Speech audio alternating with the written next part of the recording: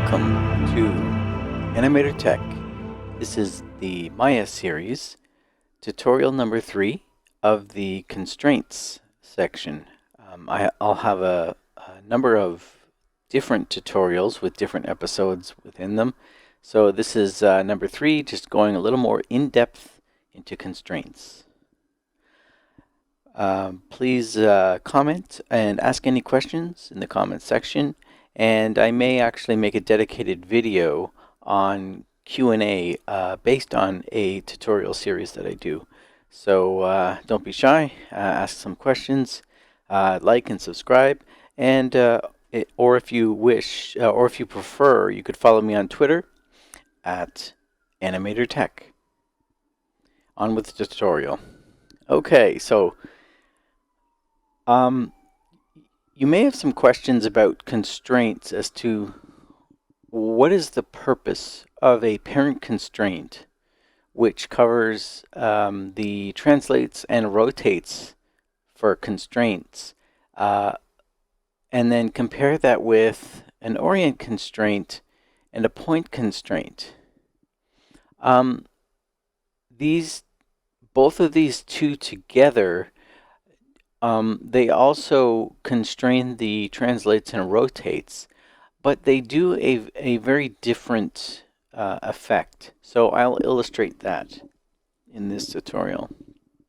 So let's just say, hypothetically, we are going to make shower curtains and have their behavior similar to how shower curtains behave when a curtain is attached to them on the top of the rings. So what I'm going to do, my strategy here is to point constraint this object to this one to this one, and then these middle guys have a constraint from this one to this, and this one to this one to this, and this to this. So they will essentially all be connected to each other, to the one beside each other. But the outside ones will control the whole thing. So on with the connecting process. Parent first, child second. I say parent and child being the one constrained to the parent. That's just my old mind. It's just my way of differentiating which one is in charge and which one is being constrained. That's a terrible example, so I'll stop right there. Okay, so here we go, this and that, and I'll hit the G key to repeat the constrained object. So this is now constrained to this and this one, and now I will select this one, and I'm going to constrain to this. I'm going to constrain to that. This I'm going to constrain to that. All right. So these are point constraints. You can see there, it translates XYZ. And you can also see the point constraint node here, and the weight is right there. So I'm going to also do the same routine with orientation and offset. That has to be on because these objects are in different places. Okay. Same thing with that point constraint that I did. I'm going to do this once. Now I've updated my G key functionality. So now I can just hit the G key. I'm going to go here to here, G, here to here, G, here to here, G, and here to here, G. So now these will all be constrained and doing what they're designed to do. So now I'm going to do the same routine, but with just parent constraining with these objects. Same pattern, outside to middle, and then middle to the secondary middle ones here. So here we go. Parent constrain We're going to pull up this just to make sure the offset's on. And I'm going to go outside in, here to here, and then outside to the second one, middle to that second one, and middle to this. I can just hit that. I hit the Q key just to get rid of the rotating manipulator there. Okay, so now these have translates and rotates. All of these have that. And these also have translates and rotates. So what's the difference? Well, I have basically made an animation starting in the next frame over. So it's over there. It's going to skip right over here into center screen here, and then you'll be able to see exactly what's going on. So I'm going to scrub frames. So now that older thing we just connected is way over there. Now I'm just going to show an animation to illustrate the difference between the point and orient and parent.